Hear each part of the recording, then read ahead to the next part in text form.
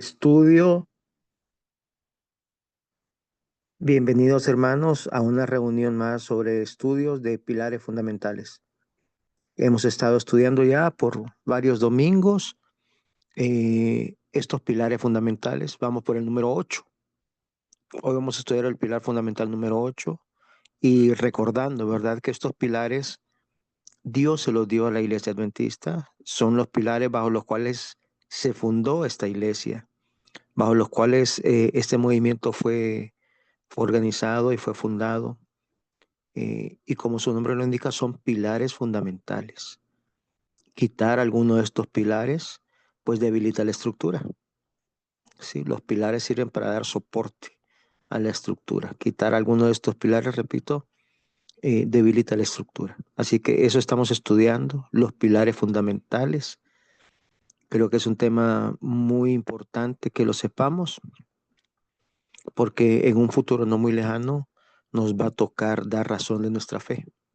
Y estos materiales tenemos que estudiarlos para eso, para poder prepararnos, para poder dar razón de nuestra fe, ¿verdad? Individualmente, porque ya no lo vamos a poder hacer de manera colectiva. Así que para iniciar, hermanos, les invito a que tengamos una oración pidiendo que la presencia del Espíritu de Cristo esté con nosotros y pidiendo también la protección por estas tecnologías para que todo funcione de manera correcta. Así que oramos. Padre amado, gracias damos, Señor, por la tecnología, por el espacio, Señor Santo, por estos estudios, Padre amado, por aquellos hermanos que se van a conectar o aquellas personas que van a escuchar después a través de otros medios, a través de otras redes sociales. Y pedimos, Señor Santo, desde ya, tu presencia, Cristo Jesús. Pedimos también la presencia de tus santos ángeles, que vayan guiando nuestras mentes, abriendo, Señor Santo, nuestras mentes, nuestro entendimiento, para ir aprendiendo las verdades que tú nos dejaste como movimiento, para darlas a conocer. No son para que no las quedemos. Esta luz, Señor Santo, es para compartirla. Así que capacítanos, Señor Santo, y bendice este programa. Que tu presencia quede con todos nosotros, que quedes cuidando las transmisiones, las grabaciones que se van a hacer después y nada. Y lo que se comparta, Señor, a través de las redes sociales. Gracias, Padre, por el privilegio que nos das de trabajar en tus negocios. Gracias por haber compartido esta luz con nosotros, con el movimiento adventista, por estos pilares que tú has dejado. Bendícenos, Señor Santo. En Jesús lo pedimos y agradecemos todo. Amén. Bien, hermanos. Como ustedes pueden ver en pantalla, el tema de esta tarde-noche es la conversión del mundo. Es el pilar fundamental número 8. La conversión del mundo, falso o verdadero. Y vamos a proceder entonces a leer la introducción y dice, como se ha dicho en otro lugar, los adventistas del séptimo día no tienen otro credo que la Biblia, pero se aferran a ciertos puntos de fe bien definidos, para los cuales se sienten dispuestos a dar razón a todo el que se les pida. Miren lo importante, ¿sí? Que tenemos que dar razón a todo aquel que nos pida, porque somos adventistas del séptimo día. Y continuamos leyendo. Las siguientes proposiciones pueden tomarse como un resumen de los rasgos principales de su fe religiosa, sobre la cual hay, hasta donde sabemos, una completa unanimidad en todo el cuerpo.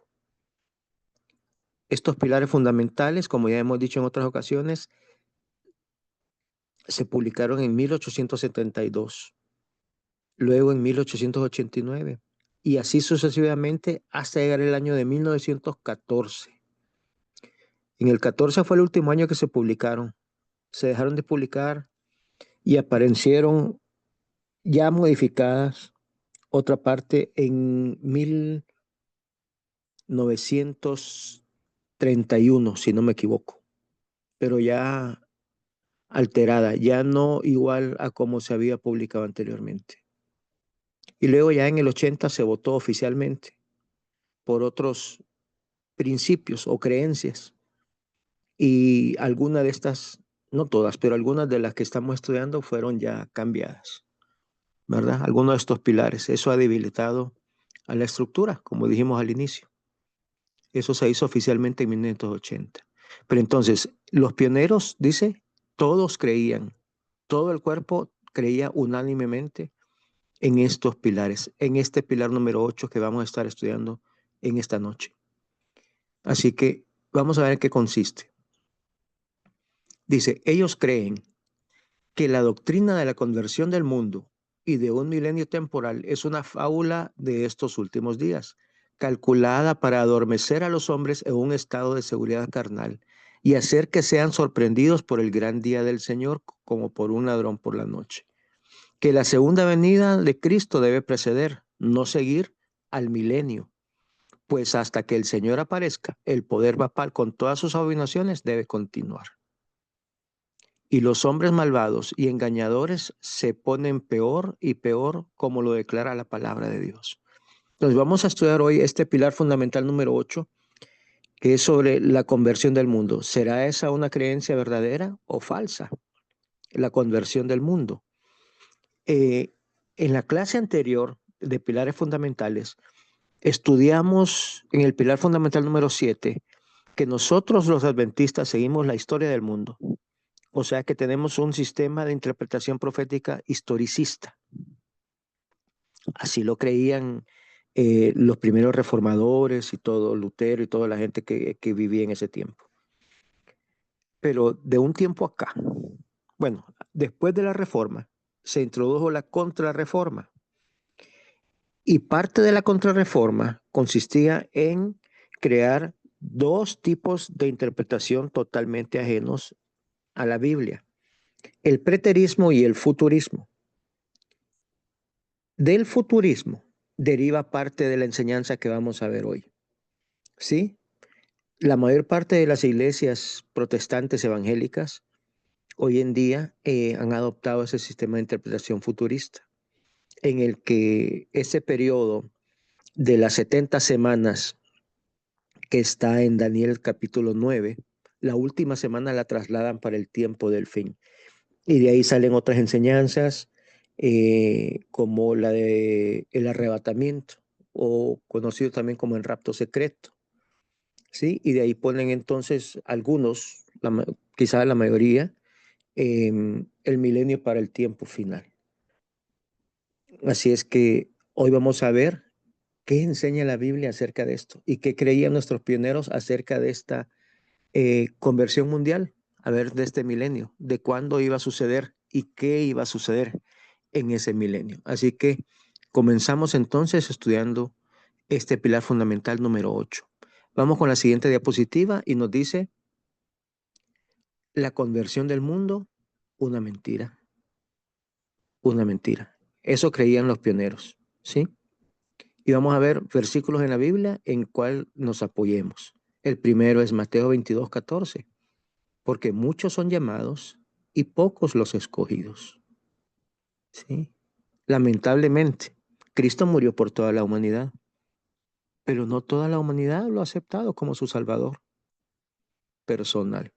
Muchos son los llamados, todos hemos sido llamados, todos conocimos o escuchamos la voz, algunos eh, la escuchamos y la aceptamos, otros solamente oyeron y la rechazaron, ¿sí? Muchos son llamados y pocos los escogidos. Vamos con la siguiente diapositiva. Y nos dice Mateo 24, del 37 al 43. Aquí hay una narración interesante. Y dice, mas como en los días de Noé, así será la venida del Hijo de Hombre.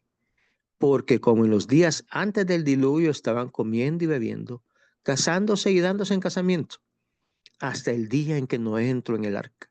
Y no entendieron hasta que vino el diluvio y se los llevó a todos. Así será también la venida del Hijo del Hombre. Entonces estarán dos en el campo, el uno será tomado y el otro será dejado. Dos mujeres estarán moliendo en un molino, la una será tomada y la otra será dejada. Velad pues, porque no sabéis a qué hora ha de venir vuestro Señor. Pero sabed esto, que si el padre de familia supiese a qué hora el ladrón habría de venir, velaría y no dejaría minar su casa. Aquí está claro el relato, ¿sí? Como en los tiempos de Noé. Solamente fueron salvos los que estaban dentro del arca. El resto se perdió. Así va a ser también la segunda venida de Cristo. Para cuando Cristo venga, ya las plagas van a haber caído. Es más, ya sabemos nosotros cuándo Cristo va a venir. Escuche bien, sabemos cuándo va a venir. No sabemos la fecha, pero Cristo va a venir cuando esté pasando la séptima plaga. Cuando las 7 postreras plagas hayan pasado, entonces va a venir Cristo Jesús. Antes no va a aparecer. Cristo viene después de la séptima plaga. Pero entonces en esas plagas las están recibiendo un grupo. Otro grupo ha muerto por las plagas, pero no todos viven, no todos mueren.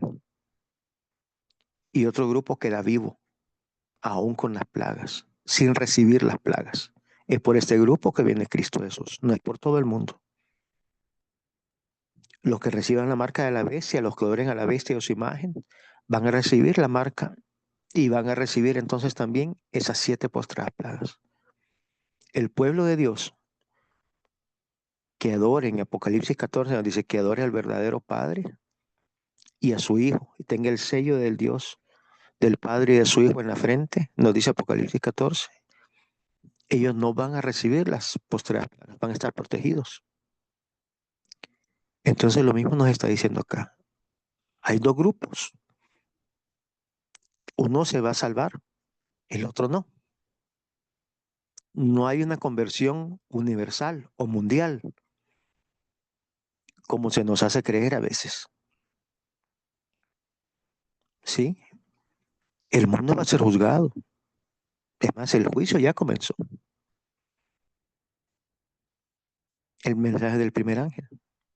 El juicio ya comenzó. Y en la primera etapa del juicio, quien es juzgado o quien pasa por esa primera etapa es el pueblo de Dios. Así que si hay separación, no hay una conversión mundial. Para aquellos que me escuchan, yo estoy en América Latina. Quizá muchos están escuchando de países latinos también, donde quizá la religión católica es la predominante. Y más de alguna vez hemos tenido que ir a alguna misa católica y siempre rezan, ¿verdad?, por aquellas personas que han muerto. Y yo nunca he escuchado en alguna misa decir que alguien está en el infierno. Ellos enseñan el purgatorio y que sí se hagan cosas para acortar la estadía en el purgatorio, ¿verdad? Pero nadie está en el infierno, pues todo el mundo se salva, según, según ellos creen, ¿verdad? Así es que vamos a ver la siguiente diapositiva, segunda de Timoteo 3, del 1 al 7.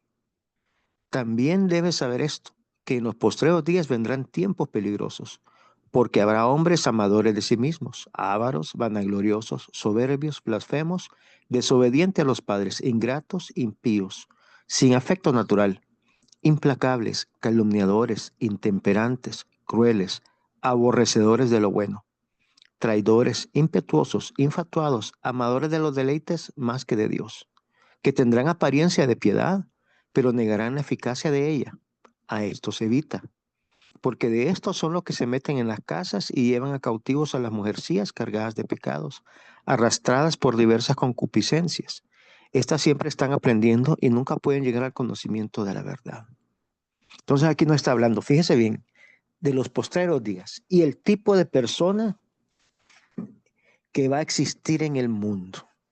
¿Acaso ya no estamos viendo eso con nuestros propios ojos?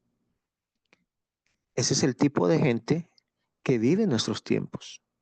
Lo está describiendo aquí la Biblia. Aquí no dice que va a haber una conversión. Por el contrario, así como en los días de Noé y como en los días de Lot, así va a aparecer en el último tiempo del fin. Cada día más bien la humanidad en general, ¿sí? se comporta peor.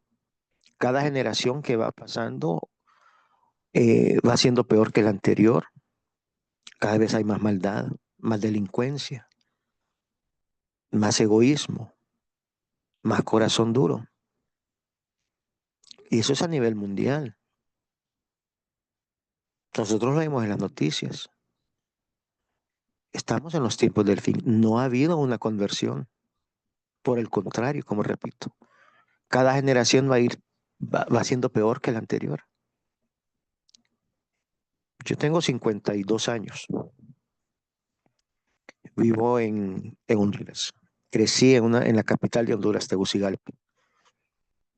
Y yo recuerdo cuando yo estaba pequeño, Tegucigalpa era una ciudad sana. Sana, uno podía andar caminando por la calle de niño, pequeño, solo a veces. Y no pasaba nada. Sí, andábamos en transporte público y no pasaba nada. Jugábamos afuera en las calles y no había problema. Hoy en día, Tegucigalpa, hay lo que se llaman barrios seguros. ¿Qué significa? Que en la entrada de su barrio, de su colonia, del lugar donde vive, se han puesto portones con guardias de seguridad. Usted tiene que anunciarse antes de poder entrar. ¿Por qué es eso? Porque ahora es más peligroso. Antes no había eso. Estoy seguro que en muchos de los países que me escuchan de América Latina, la situación era así también. Ahora es peor. Ah, entonces, como estamos viendo, en los últimos tiempos no ha habido una conversión mundial. Por el contrario, este versículo nos lo dice claramente.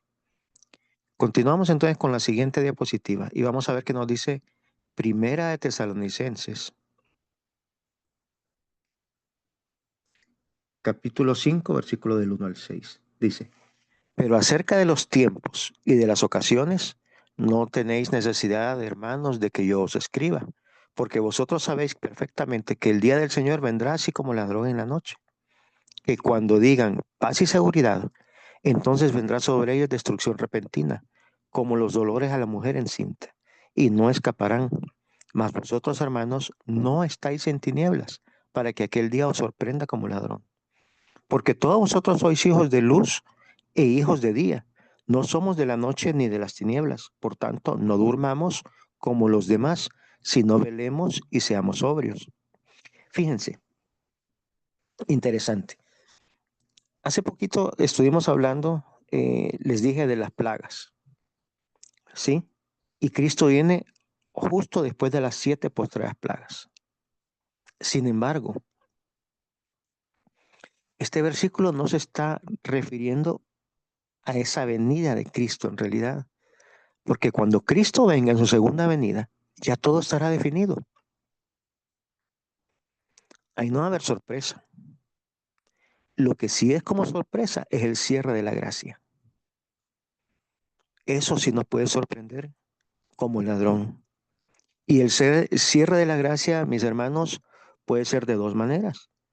Puede ser, uno, que estemos vivos, que se cierre la gracia a nivel general y que después empiece a caer las 7 postreras plagas.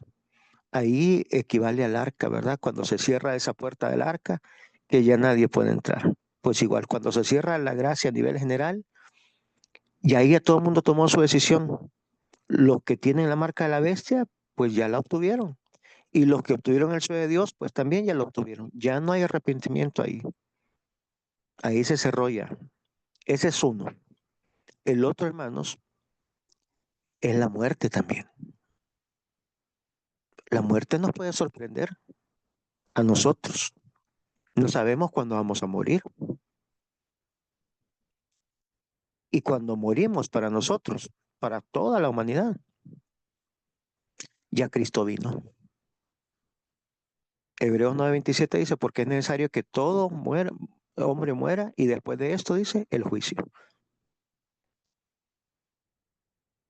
Entonces, una vez que morimos, ya no hay oportunidad para arrepentirse. Ya nos agarró ahí la segunda venida de Cristo.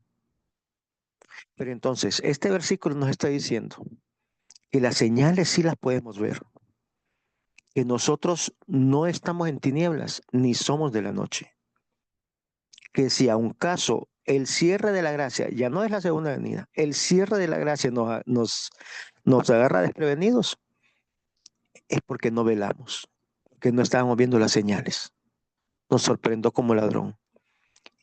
Y si nos ha sorprendido como ladrón, significa que nos perdimos, que no nos preparamos. Por eso el versículo 6 nos dice, por tanto, no durmamos como los demás, sino velemos y seamos sobrios. Tengamos aceite extra en nuestras lámparas. Estemos despiertos, viendo los acontecimientos. Para eso es la profecía, para despertarnos, para saber dónde estamos parados, qué es lo que está sucediendo. Que ese momento del cierre de la gracia no nos agarre por sorpresa. Y los martes, aquí meto un comentario, los martes estamos teniendo clases de profecía. En algún momento en esa clase de profecía vamos a ver la señal que hay para el cierre de la gracia. Porque Dios dejó una señal para el cierre de la gracia. Porque no hará Dios nada sin revelarlo por medio de sus siervos, los profetas. Y quizá el evento más importante de la historia de este planeta va a ser el cierre de la gracia. Así que Dios sí dejó luz para eso. No vamos a poner fechas porque no es de fechas que estamos hablando, sino que eventos. ¿Qué evento sucede? Y que está anunciando el cierre de la gracia para el mundo en general. Sí, así que aquí está claro, ¿verdad? Que hay un grupo que está viendo, que está despierto, que tiene luz, que se está preparando. Sin embargo, hay otro grupo que no se está preparando. Y a ese otro grupo, la venida de Cristo Jesús o el cierre de la gracia en esos momentos, o la muerte, podría agarrarlos como ladrón en la noche, sin preparación, sin preparación. Te recuerdan que el pilar número 8 es ese, ¿verdad? La conversión mundial, si era falsa o verdadera. Aquí estamos viendo que esa conversión mundial, pues, es falsa. No es cierto, no es correcta, no es bíblica. Vamos con el siguiente versículo y nos dice aquí en Apocalipsis, capítulo 16, versículo 15. He aquí, yo vengo como ladrón. Nuevamente el concepto, ¿verdad?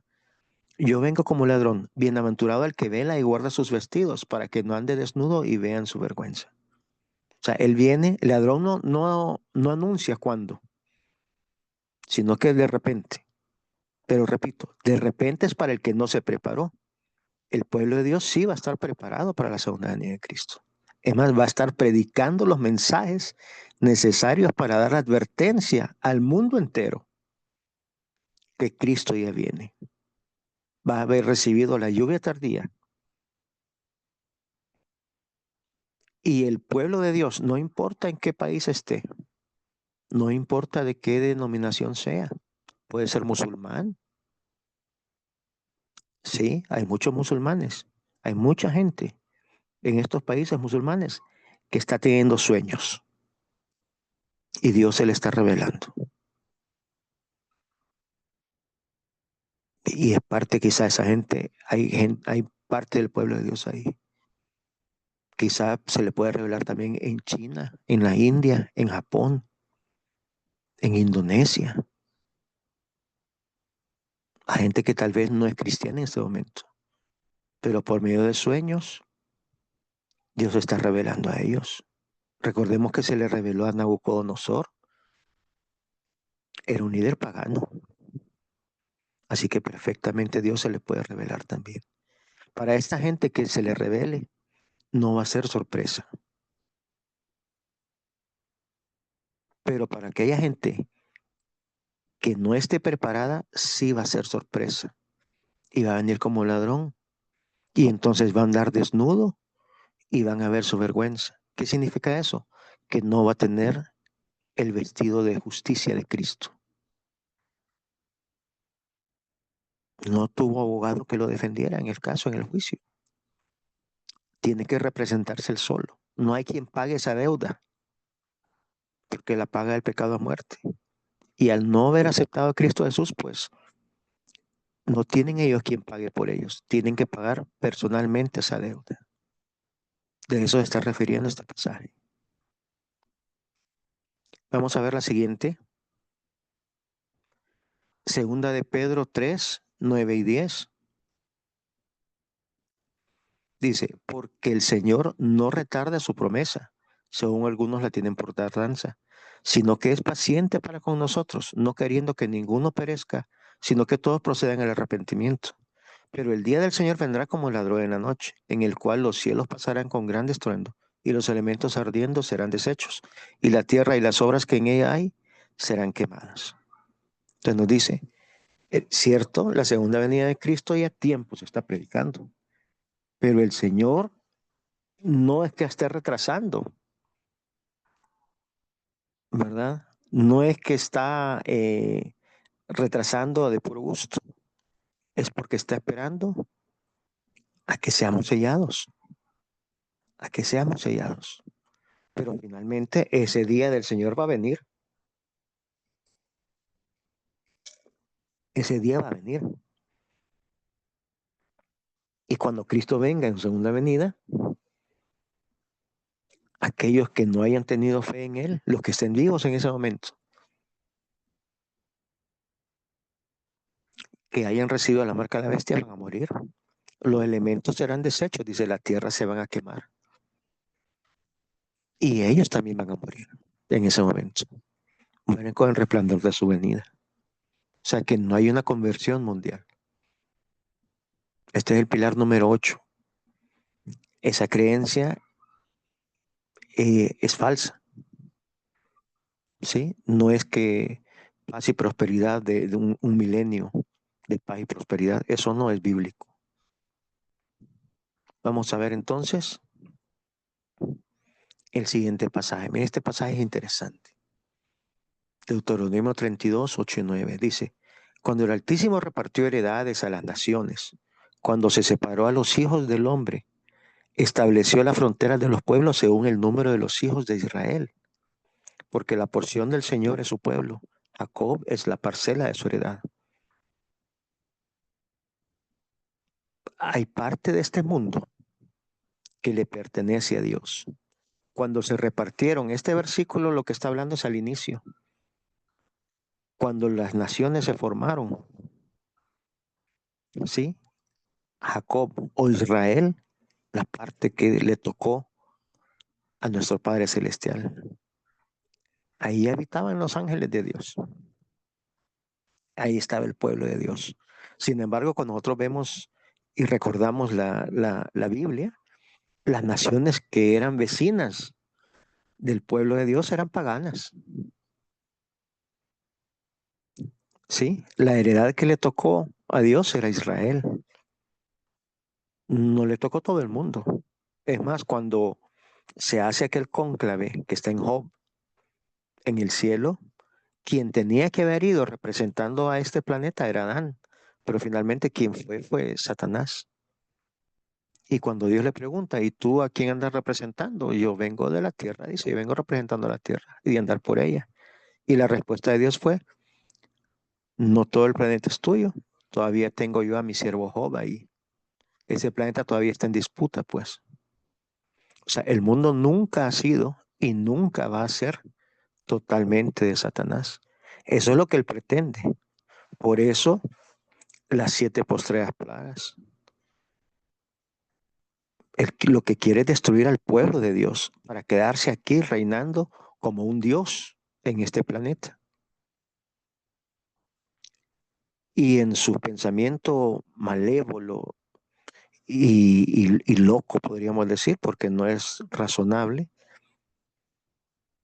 si todo este planeta, si todo el planeta Tierra está bajo su poder, bajo su dominio, si ya no hay rebelión aquí en este planeta, si pudiera raer a los cristianos de este planeta, entonces él se podría proclamar Dios de este mundo.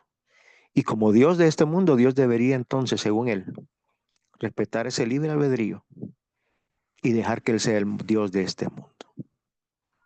pero nunca ha estado este mundo bajo su total dominio. Siempre ha habido una parte que es de Dios. Mire que en este versículo estamos viendo que era un territorio, ¿sí? Hoy en día Israel ya no es un territorio. Israel somos nosotros. Usted que me escucha y yo que estoy hablando somos Israel. Nosotros somos la heredad de Jacob. Nosotros somos el pueblo de Dios. Entonces, aún en el tiempo final, nunca este mundo va a ser totalmente de Satanás. En el mero final van a estar los 144,000. Siempre este planeta ha estado y va a estar en disputa hasta la segunda venida de Cristo, porque Él es el verdadero dueño de este planeta. Entonces, ese de que todo el mundo se va a convertir tampoco es correcto. Siempre hay disputa. Siempre hay parte que sí es de Dios, pero hay otra parte que es de Satanás. Vamos con la siguiente diapositiva. El siguiente versículo lo encontramos en Romanos 9, 27 y 28. Nos dice, también Isaías clama tocante a Israel. Si fuera el número de los hijos de Israel como la arena del mar, tan solo en remanente será salvo. O sea, no todo el mundo va a ser salvo, solamente en remanente, poco. Porque el Señor ejecutará su sentencia sobre la tierra en justicia y con prontitud.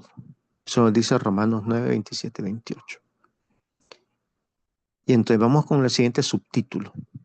Nos dice, este es un estudio bíblico también, cizaña quemado y el trigo es recogido. La cizaña se quema, el trigo es recogido. Vamos a ver algunos pasajes de la Biblia que apoyen este subtítulo. Dice, Segunda de Tesalonicenses, capítulo 1, versículo del 6 al 10.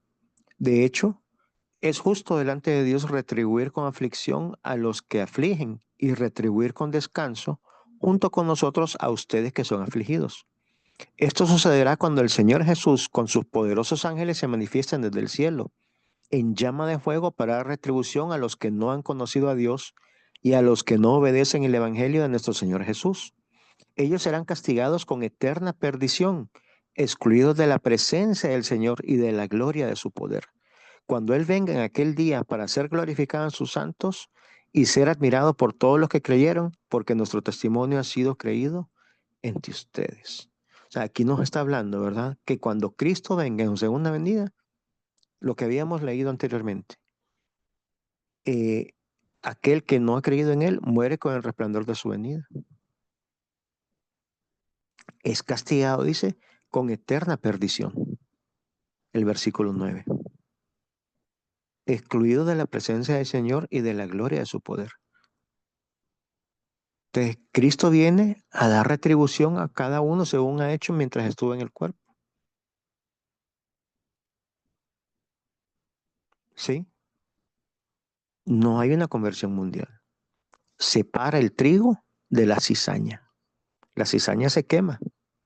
El trigo es la heredad de Jacob. Vamos a ver el siguiente pasaje. Apocalipsis 19, 11 y 15. Dice, y vi el cielo abierto, y he aquí un caballo blanco, y el que lo montaba se llama Fiel y Verdadero, y con justicia él juzga y hace guerra. O sea que él viene a juzgar. ¿Sí? Versículo 15 dice, y de su boca salió una espada aguda para herir con ella a las naciones, y él las guiará con cetro de hierro. Él pisa el lagar de vino del furor de la ira de Dios Todopoderoso. Entonces, si hay una división, cuando Cristo venga, aquellos que no hayan aceptado a Cristo Jesús, que nunca aceptaron a Dios, que no fueron sellados, los que estén vivos, que no tengan el sello de Dios en su frente, que hayan recibido la marca de la bestia, mueren con el resplandor de su venida. No hay una conversión universal. Esa es la cizaña. Mueren con el resplandor de su venida. No hay quien los entierre. ¿Sí? Vamos a ver qué más nos dice Apocalipsis 20, versículo 3. Dice, lo arrojó al abismo y lo cerró, y lo selló sobre él para que no engañase más a las naciones hasta que se cumpliesen los 1000 años. Después de esto es necesario que sea desatado por un poco de tiempo. Entonces, aquí está hablando sobre la serpiente antigua, sobre Satanás. Lo arroja al abismo, lo sella para que no engañe más a las naciones por 1000 años. O sea, durante ese periodo de 1000 años, Satanás va a estar atado. Los 1000 años comienzan con la segunda venida de Cristo y va a estar atado por 1000 años. ¿Atado por qué? Porque ya no tiene a quien engañar. Ya no tiene a quien engañar. Pero pasado el milenio, es desatado porque los otros muertos, nos dice más adelante en este pasaje, eh, resucitan, vuelven a vivir. Los otros muertos. Bienaventurado y santo el que tiene parte en la primera resurrección, dice la segunda muerte no es sobre él. Pero los otros muertos no volvieron a vivir hasta después de 1000 años. Esos son los que están desatados. Los que no creyeron en Cristo Jesús vuelven a vivir. Ha pasado un periodo de 1000 años entre ambas resurrecciones, entre la resurrección de los justos y la de los perdidos. La de los perdidos resucitan sin ser transformados, con su misma enfermedad, con su mismo problema. Satanás los junta y les hace creer que Él los ha resucitado. Y los junta y le dice, miren, ahí en esa ciudad hay un árbol de la vida, ¿lo miran? Sí. Si ustedes no hacen algo al respecto, van a volver a morir. Pero miren cuántos somos nosotros. Ataquemos esa ciudad. Agarremos de ese árbol de la vida para sanarnos, para ya no morirnos. Por eso dice que después de esto es necesario que sea desatado un poco de tiempo.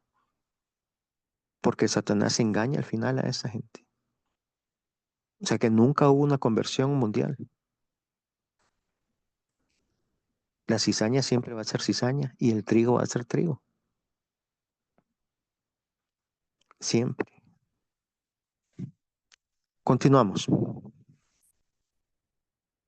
Segunda de Tesalonicenses 2, versículos 7 y 8.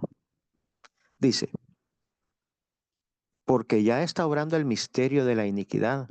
Solamente espera hasta que sea quitado de en medio el que ahora lo detiene. Y entonces será manifiesto aquel inicuo, a quien el Señor Jesús matará con el soplo de su boca y destruirá con el resplandor de su venida. Entonces aquí nos dice claramente, cuando Cristo venga en su segunda venida, va a destruir a aquel que no se preparó, aquel que recibió la marca de la bestia. Aquellos que no murieron con las plagas van a morir con el resplandor de la venida de Cristo Jesús. La cizaña, pues, esa es la cizaña. Va a ser destruida. El trigo es apartado. El trigo es el pueblo de Dios. Vamos a ver Mateo 13, 29 y 30. Pero él le dijo, no. Aquí está hablando específicamente del trigo y la cizaña. No, dice. No sea que al recoger la cizaña arranquen con ella el trigo. Dejen crecer a ambos hasta la siega. Cuando llegue el tiempo de la siega, yo os diré a los segadores, recojan primero la cizaña y átenla en manojos para quemarla, pero reúnan el trigo en mi granero. Mira qué interesante, la cizaña se quema, el trigo se guarda en el granero. Y ambos, el trigo y la cizaña, crecen hasta la siega. Es Cristo Jesús que se encarga de separarlo. Y es que la cizaña y el trigo se parecen tanto que solamente Él puede distinguir. Y por eso no se nos permite a nosotros juzgar ni separar. No sea que por quitar cizaña estemos arrancando trigo. Ese trabajo solamente lo hace Cristo Jesús. Pero nuevamente el versículo también nos está enseñando de que no hay una conversión mundial. Es que al final de la historia va a haber trigo y va a haber cizaña. Y la cizaña se quemará.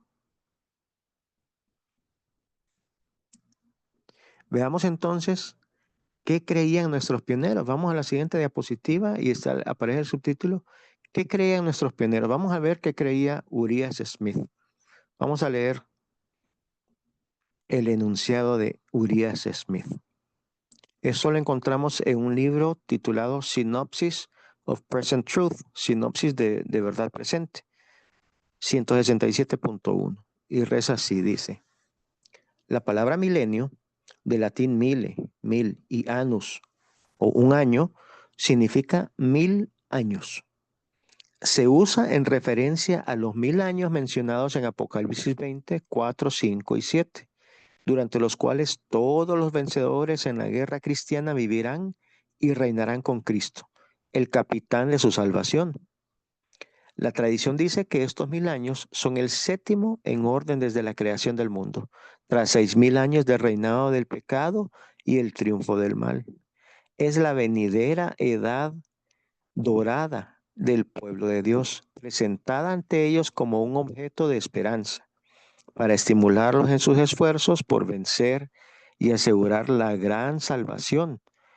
Pero el enemigo de toda verdad se apodera de ello como base de uno de sus más efectivos engaños de los últimos días, con el cual adormecerá a muchos en un sentimiento de seguridad carnal y así finalmente arruinará a muchos. O sea, que es el enemigo quien ha introducido esta creencia de que van a haber 1000 años de conversión, en que se va a convertir el mundo y van a vivir por 1000 años. Esa es una idea de falsa seguridad que Satanás ha sembrado, ¿verdad? En las creencias de la iglesia. Continuamos. Y de la iglesia no me estoy refiriendo a la iglesia adventista, sino que de la iglesia del mundo cristiano en general, ¿sí? Dice: cuando proclamamos que la venida de Cristo está cerca y advertimos a los hombres que deben apresurarse ahora a prepararse para el cierre de la aprobación y el fin de todas las cosas, o será permanentemente demasiado tarde, aquellos que están bajo la influencia de la doctrina del milenio temporal responden: oh no, el mundo debe ser completamente convertido y debemos tener 1000 años de paz y justicia antes de que Cristo pueda venir. Eso es lo que el mundo está tratando de decir. Miren ahora, por ejemplo, nosotros cuando estudiamos la estatua de Daniel 2, el sueño que tuvo en Rey Nabucodonosor, al final de ese sueño hay una piedra cortada, no con mano humana, que pega en los pies de esa estatua y toda la estatua se derriba. Ahora, al rey yo creo que no le pareció, no le cayó muy en gracia esa interpretación porque la aceptó por un tiempo. Pero luego cuando vamos al capítulo 3, él manda hacer una estatua totalmente de oro. Y recordemos que él representaba ese oro, la cabeza de oro era Babilonia. Al hacer toda la estatua de oro, significa que el reino de Babilonia nunca va a pasar, va a vivir para siempre. Hoy en día, mis hermanos están viviendo con una situación similar. Hoy en día se nos está hablando, estamos hablando nosotros de la segunda venida de Cristo. Sí, los adventistas estamos hablando de la segunda venida de Cristo. Sin embargo, la Iglesia Católica, por ejemplo, nos está hablando de cambio climático. Que hagamos algo para que este planeta no perezca, que pueda durar más de 100 años más. O sea, están diciendo esto. Ellos quieren tener 1000 años de paz y de justicia antes que Cristo pueda venir. No esperan la segunda venida de Cristo. No están preparándose para la segunda venida de Cristo. Estamos hablando de la dirigencia, ¿sí? De la Iglesia Católica. No la está predicando. No la cree. Cree que va a tener ese milenio. Esa es una falsa enseñanza de Satanás.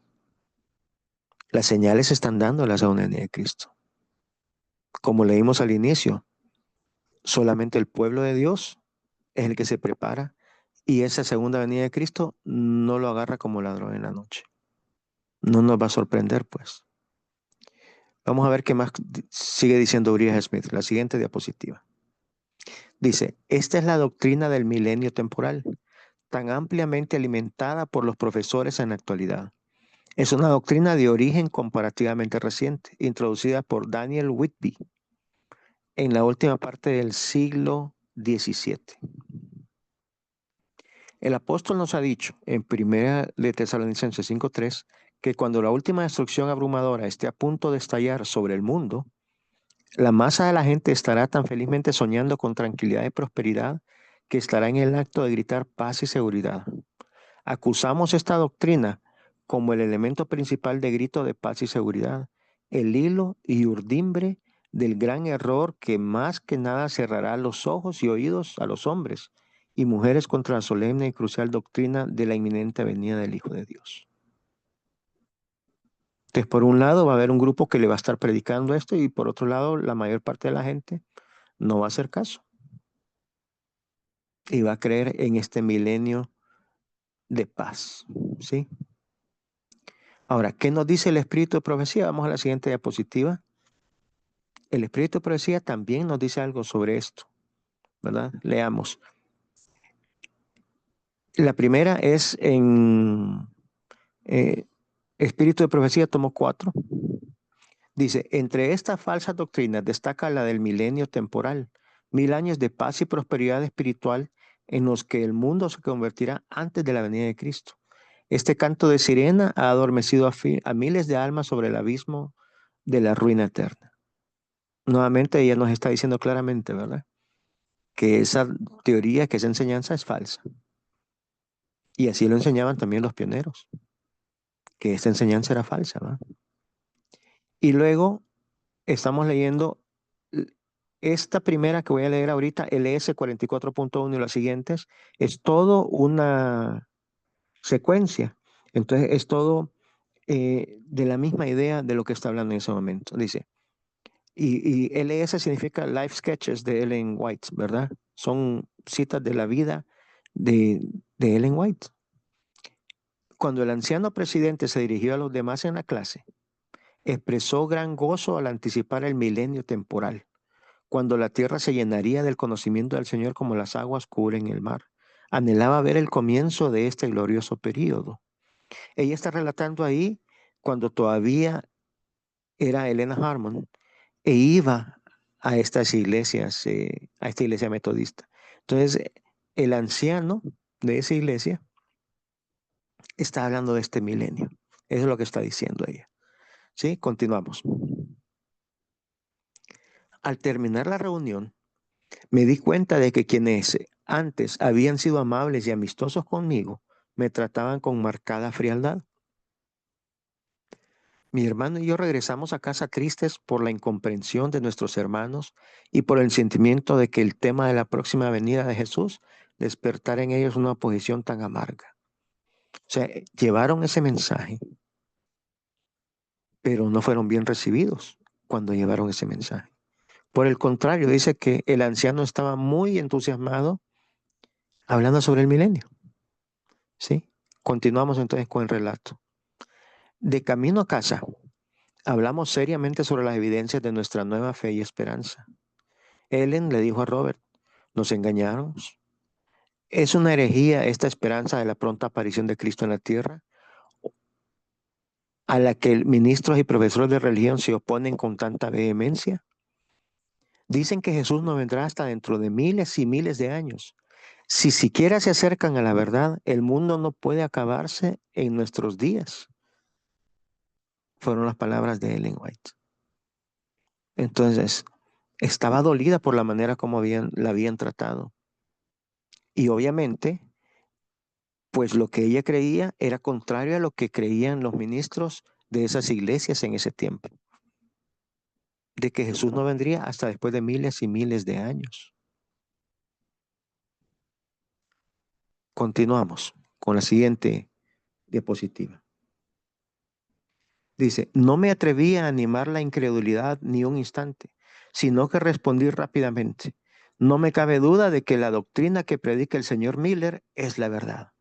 ¿Qué poder emana de sus palabras? ¿Qué convicción llega al corazón del pecador? Finalmente, ¿verdad? Entonces ella se convenció en ese diálogo, de que esa doctrina del milenio era falsa y que lo que ellos estaban aprendiendo en ese momento de Guillermo Miller era lo correcto.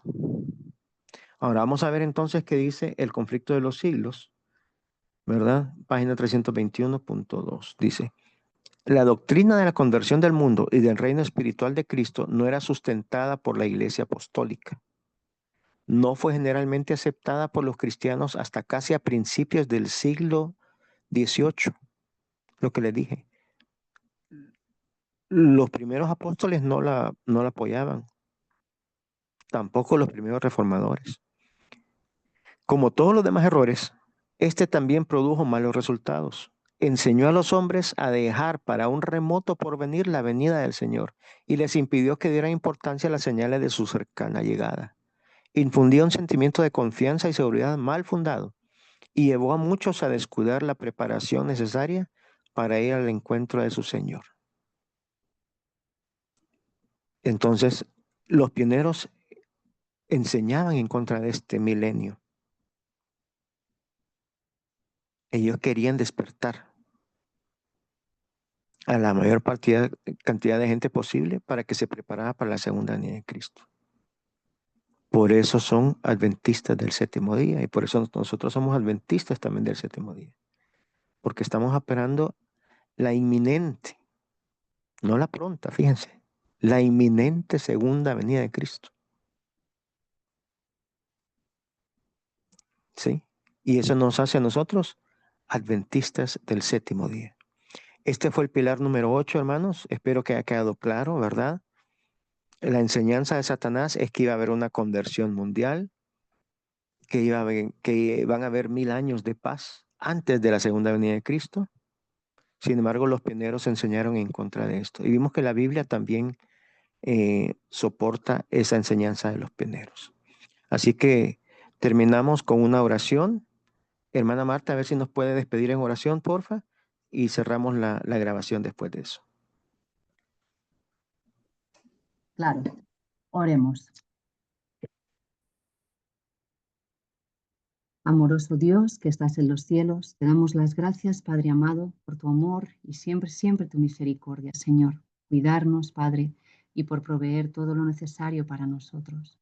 Padre, ahora te damos las gracias, Señor, por este hermoso estudio, por tu palabra, Señor, por el testimonio de todos los pioneros, aquellos que fundaron los pilares de nuestra iglesia.